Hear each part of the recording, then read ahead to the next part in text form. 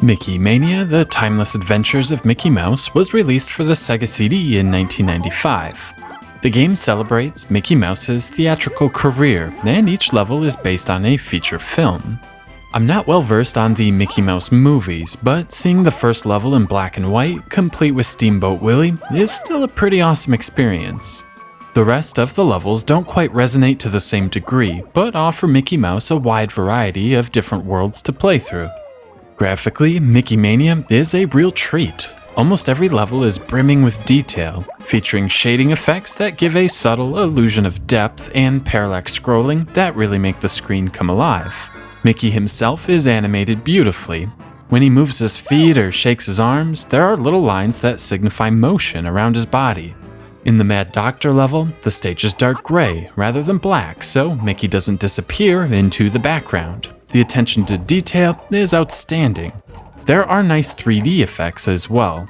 The way the stairs wrap around this tower are very convincing, as is this crane, and the front of this house. There is an entire moose chase that features some really interesting line scrolling effects that look really impressive. The developers didn't have to add these little touches, but it goes a long way in making Mickey Mania feel like more than just another licensed platformer. Where Mickey Mania really shines is in the music. The game takes full advantage of the CD medium with an awesome orchestrated score that perfectly captures each and every stage.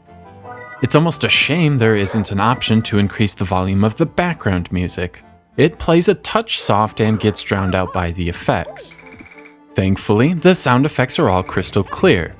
More impressively, there are a ton of voice samples in the game, and they all sound excellent, lacking that compressed, scratchy sound usually associated with the 16-bit generation.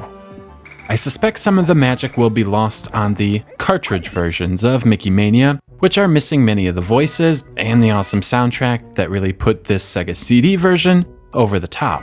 The actual gameplay does a pretty good job living up to the excellent graphics and music. Each of the game's levels is broken into many small parts, and are often vastly different from each other.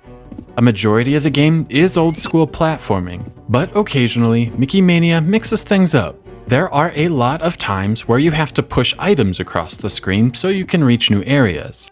That might be apples or chests, or this flower pot, which must be pushed under the dripping water so it can grow and then be used as a platform. Again, there are just a ton of little touches that really elevate this above the rest.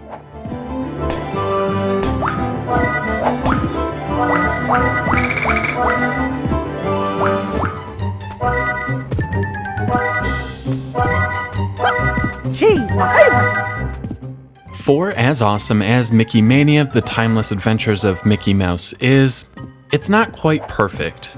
The controls can be a little frustrating at times, and this is twofold.